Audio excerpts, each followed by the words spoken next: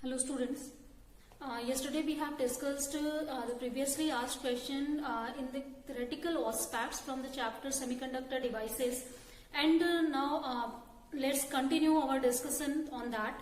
Means the question that is based on this chapter that is asked from in last 10 years. So let's see that. So in that case, as we have discussed already, how can we categorize any material based on two models that we have, like free electron model and band model. Secondary things, as here in this chapter we will study only about the semiconductor devices, means the devices that is made up of the semiconductor material. So basically as we have discussed what is semiconductor material, how many types of semiconductor material, and the most important topic that is p-n junction diode, in which the important topic like depletion region or formation of depletion layer, barrier potential, forward bias, reverse bias, and its characteristic. So I think all that case and breakdown in the reverse bias, that all is clear. Now let's see the rectifier first. After that we will discuss special purpose diode. So questions are asked from every topic from this chapter. Means like a question is asked from p-n junction diode, it is asked from rectifiers, it is asked from all the special purpose diodes.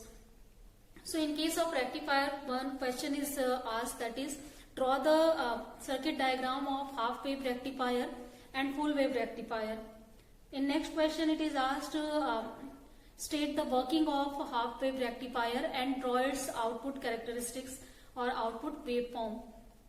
In the same way, one question is asked for full wave rectifier, draw the circuit diagram of full wave rectifier and state its working, and also draw the output waveform for it. So simple, it means as a whole if you will see, it is asked half wave rectifier and full wave rectifier. So here I will discuss whole of the things at one place, whole of the questions at one place here. So first of all, a rectifier, you know that it is a device which converts AC signal, alternating signal, into direct signal or direct current. Clear? So if we are talking about the alternating voltage, it will convert into just direct current, alternating direct voltage. If we are giving alternating current, it will convert into the direct current. So simple, you can say that the device which converts alternating signal into direct signal. So here two types of devices we have, and now here in this case we are going to study the application of diodes. So as symbol of diode, you know already, this is the symbol of diode, in which this side is P side, this is N side. So how can we use diodes in our daily life? So let's see that now.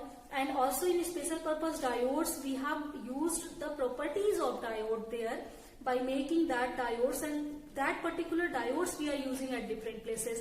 So this rectifier is the example application of p-n junction diode. First of all, I am going to give you example for the just use of p-n junction diode here. So first types of rectifier that we have, half wave rectifier. So by name, as it is given half wave, so in output you will see that we will get half wave only. So in this case, first of all, let's draw a circuit diagram. So for the circuit diagram, it is very easy, and I will draw it from the starting. Let's try to understand, and the way in which I am drawing it, you will be it will be in your mind always. So in this case, first of all, as the signal that we have to rectify, let's apply it to any transformer. So you know that in transformer we have two coils. One is secondary for primary and other one is secondary. So according to our need, we can make it a step of a step down transformer. So you know how to make a step up, how to make a step down transformer. So basically here, as we have to get output signal here, and here we are getting low signal, then definitely we will use always step up transformer here. So this is signal, this is transformer. Now we have just applied this signal after going through the transformer to any diode. So suppose this diode is capital D, and now to take the output we can use any load here. So we can take output through the load.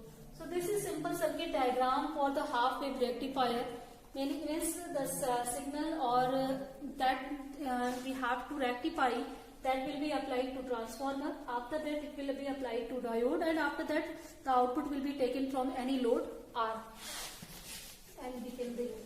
Now let's see how this wave will be rectified by this one diode that we have used here.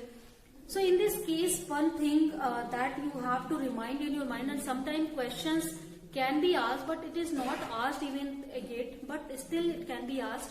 Write down the limitation for the diode in the case of rectifiers. So here the diode that we are using, that is ideal type diode, means its resistivity is infinite, means whenever we will connect this diode in reverse bias, then that time it will give us zero current. No current we will get in the output. Either there is minority charge carrier present in the system also. So in that case, simple means whenever reverse bias will be there, diode will be in non-conducting state, no current will be flowed from it. Second thing, whenever it will be in forward bias, then that time a large current that will be obtained from this device. Secondly thing, obviously resistance is zero, I just told you. That's why in reverse bias we are getting no current. Next one thing is also, here the signal that we are applying, its voltage should be less than the breakdown voltage of this diode. So here the diode that you will choose, that should always breakdown voltage greater than the signal. Otherwise, signal here breakdown will be occur in this diode D, and even in reverse bias we will get again signal, means again we will get alternating signal in the output. So that signal will not be rectified. Rectifying any signal means, as in the case of AC signal, you have seen that signal has two directions. Half of the signal is in positive direction, half is in the negative direction. So if we will convert this two directional signal into one direction, means only we will get half positive signal in this way in place of this negative. Then that time we can call it, this is now direct current, this is going in only one direction. So it's such types of current we have to use in the circuit. So obviously if diode will start to convert in reverse bias, that time we will not get any rectified signal. Let's see how can we understand it. So now I am just going to talk about the working. Construction and circuit diagram I just told you. So let's see its working. So for working, suppose this is our signal, input signal.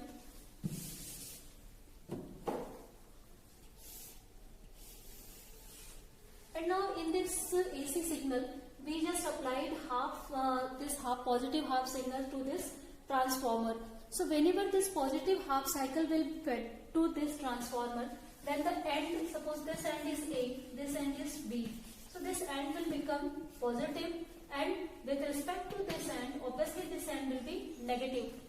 So if this end is positive, it means that the P type of or P P side of the diode, that will be connected to positive, and N side of the diode will be connected to negative. This diode will be in forward bias. You know that whenever diode, the signal is connected to, means positive signal is connected to P type, negative is connected to N side, diode is called forward bias. And we have just understood that case already. So whenever means diode is in forward bias in this case. So if diode is in forward bias, I just told you, diode is of ideal type, that time diode will conduct and current that will flow through the circuit. So if current will flow through it, then that time if it will pass to the load, then we can just take output from this load here. So the output will be I into RL here. So we will get according to the voltage in the output. So as it is the same voltage, we will get that we have applied here in this case. Clear? Secondary thing, if we will apply this negative half cycle to this transformer, then that time due to application of this negative here, this end A will become now negative, and with respect to this A terminal, this end will become positive. So this will be a negative, this will be a positive. So it means that now this diode D, its P side is connected to negative and N side is connected to positive now. So if you know that if P side is connected to negative, N side is connected to positive, that time diode is in reverse bias state. So as I told you already, we are taking ideal type diode whose resistivity is resistance is infinite. So in that case, obviously diode will not conduct in the reverse bias. And also one more condition I told you, here the breakdown voltage of this diode is greater than the signal we have taken in the input.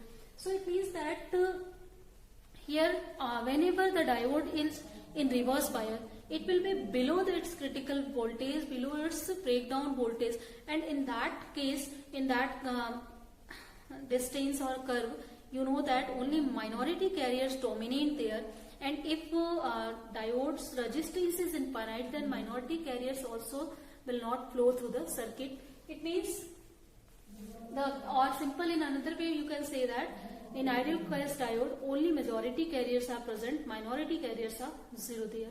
Means no thermal agitations will be possible there.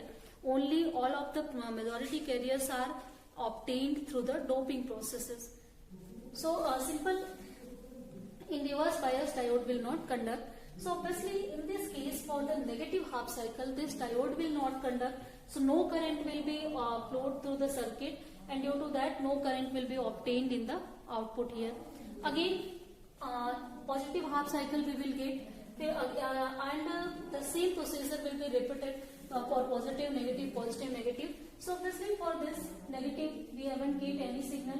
Again for positive we will get signal. Again for negative we will not get signal. Okay. So in this way you can see that this is the output waveform. This is input waveform. This is output waveform. And in the output only half of the wave we are getting, and half of the wave we are not getting here. So that's why its name is half wave rectifier here. So I think students, the principle, working, construction, circuit diagram, everything is clear. So let's discuss the full wave rectifier. So again, as in the case of half wave rectifier, this half signal was reduced from here.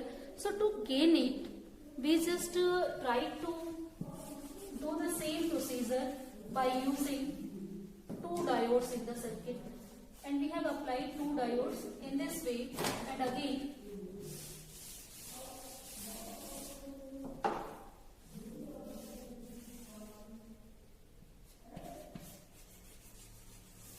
this is the load through which we can take the output here. So suppose this is the diode D1, this is diode D2. Again the properties for diodes are the same as it is in as it was in half wave. Means diodes are ideal type. In forward bias they will conduct, in reverse bias they will not conduct. Third, their breakdown is greater than the signal that we have applied here. So this is the circuit diagram for this. One circuit diagram if you have reminded, second one you can easily draw through that.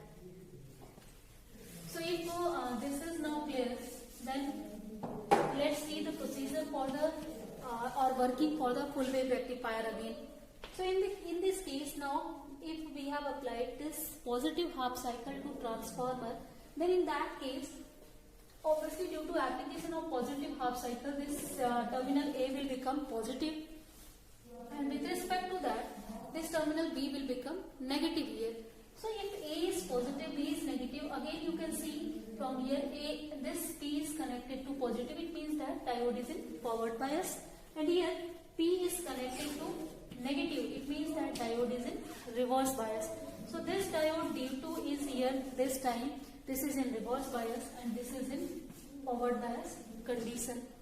So it means that diode D1 will conduct as it is in forward bias, but diode D2 will not conduct as it is in reverse bias.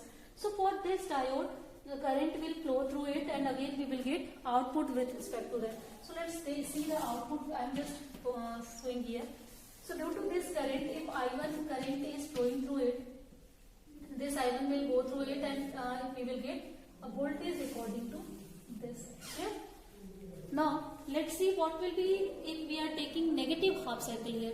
So when a negative half cycle will fed to this transformer, that time this signal, this terminal will become negative again, and this will be with respect to that positive. So if this is negative, this is positive, then again this diode P is connected to negative. Now this diode will be in reverse bias, and this diode, that is P is connected to positive, then that will comes in forward bias now. So this condition we were not getting in half wave, and now we are getting here in this case. This is in forward bias, this is in reverse bias. Means now this diode D2 will conduct, but D1 will not conduct as it is in reverse bias condition. So current I2 will flow through it, and due to that we will get an output in here. And obviously that current is flowing in the same phase as flowing in the first case. Then due to same phase we will get output waveform in the same phase also. Now we have seen for one complete cycle, we are getting one complete cycle in only one direction. Only the positive signals we have got here. Again we will apply positive half signal, again we will get the outputs. For negative half cycle we will get the output here. So continually we will get such types of output in the. So this is the output waveform for the full wave rectifier. So by name you have understood that as we are getting full wave, means full wave conduction for this in AC signal, and that's why its names is full wave rectifier. So I think students, the circuit diagram, construction, working of half wave and full wave, that is clear now. So if this is clear, again I told you, just work on the circuit diagrams, try to construct it by yourself number of times, all the circuits at one place, so that you can remind it easily. So next is that the case of special purpose diodes.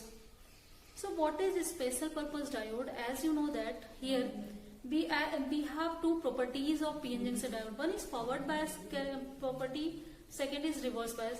Means we are using the forward bias condition or reverse bias condition, and we have made so many diodes that works in forward bias or they can work in reverse bias. So they are called the special purpose diode. Means for our special purpose we have designed that diode. So in your syllabus you have to study 4 special purpose diodes. First is Zener diode, second is photodiode, third is LED, and fourth is solar diode. Solar cell. And questions are asked from all 4 topics. Means first question if I will take here. So first one is photodiode here. Let's take that first. So in the case of photodiodes, here number of questions are asked. First, what is the circuit diagram for photodiodes? Second thing, what is the principle of photodiode? Third thing, why we are using photodiode in reverse bias. So in that way, number of conceptual problems we have also that is asked in your examination paper already. So let's discuss all the things here. So as first of all, photodiode is an alternative of photocells. So as we have discussed, photocells in the case of dual nature of radiation and matter, means like photocell, the working principle of photocell is photoelectric emission. So as it is, photodiode is also worked on photoelectric emission. So in this case, as whenever one diode we have, suppose this is the PN junction diode that we have. This is the depletion region, and as the depletion region is formed, we know that conduction is stopped there. To start the conduction, we have to apply the external circuit or any external battery to it. So if we will not use or we can suppose any external battery that we have used here. So and also suppose I am just connecting it in reverse bias. Later I will tell you why I am doing so. So this is positive, this is negative, and a fixed voltage that we have put here. So in this case, if we have just put here fixed voltage, then how can we vary current through it? So we are using an external source as the light source here to vary the current through it. So this junction is exposed by electromagnetic radiation here. So such types of construction is known as photodiode. So basically, first you know that the principle of photodiode, first of all let's discuss that. So principle of photodiode is photoelectric emission. Whenever light will fall on any material or light of suitable frequencies fall on any material, then that time electrons get ejected from there. So in this case, you know that whenever electron will eject, then a hole will be created, a vacancy will be created behind that. This is always an electron hole pair that will be generated due to this external light source. This is the principle of photodiode. Now let's understand why we are using it only in reverse bias. Question is asked already in the conceptual question. So in this case, the reason lies behind our purpose. In starting, I told you that we are just discussing special purpose diode. So this is our purpose to make this diode, to use it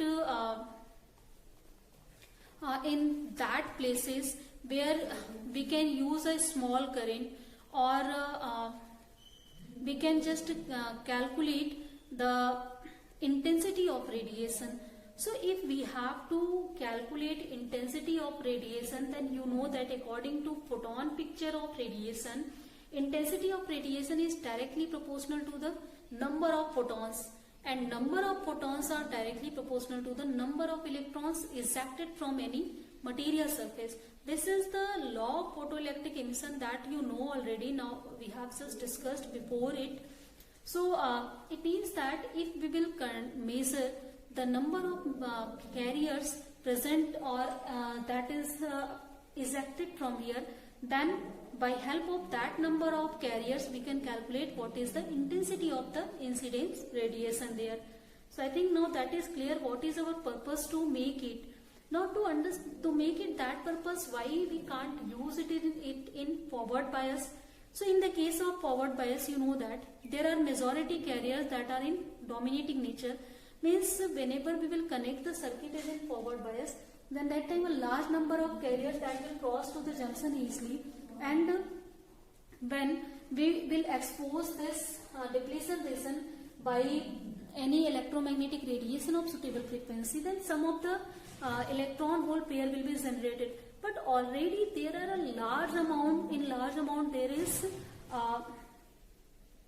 number of carriers, and if you will just plot the forward characteristics, then there will be not much impact due to that incidence.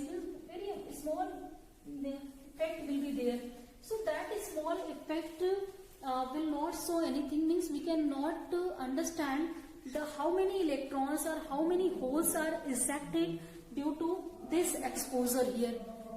But if we will take reverse bias characteristic or reverse biasing here, so in the case of reverse biasing, as you know that before the breakdown voltage, so here one more thing, the voltage that we are taking, that is constant voltage, and this voltage is much below the breakdown voltage. So whenever we will apply light here, means if it is below the breakdown, no breakdown current we are getting, and you know that below the breakdown voltage we are getting current only due to minority carriers here, means very few current we are getting. So whenever we just apply this reverse bias to here, no exposure of lights we will have, then some of the currents we will get here in this way. So as we are taking this voltage below the breakdown, so I am not taking that part of characteristic here, only this part where we are getting the current due to minority carriers I am taking. So this current is known as dark current, means when we are not using any electromagnetic radiation. Now, if we will expose this region with electromagnetic radiation, then that time obviously electron hole pair will be generated here, and due to that electron hole pair, the current will start to increase suddenly. And if already you know that minority carriers are being very few amount, and here number of charge carriers will be increased, then due to that there will be a large amount, large change in current will occur. So it means that we will get a large change in the graph due to that. If we will start to increase the intensity, then obviously here the current that will start to change here. So with the measurement of this current, we can easily compare. If we have just applied suppose 3 lights of different intensities, then or one light at different intensity, then we can compare, or we can see the current here, and you know that current is also directly proportional to the number of electrons. So by measuring the current, we can easily understand how the intensity is changed. Means here we were getting this current when no in the next class also. So I think if all the things are now clear, so let's just end the class here today.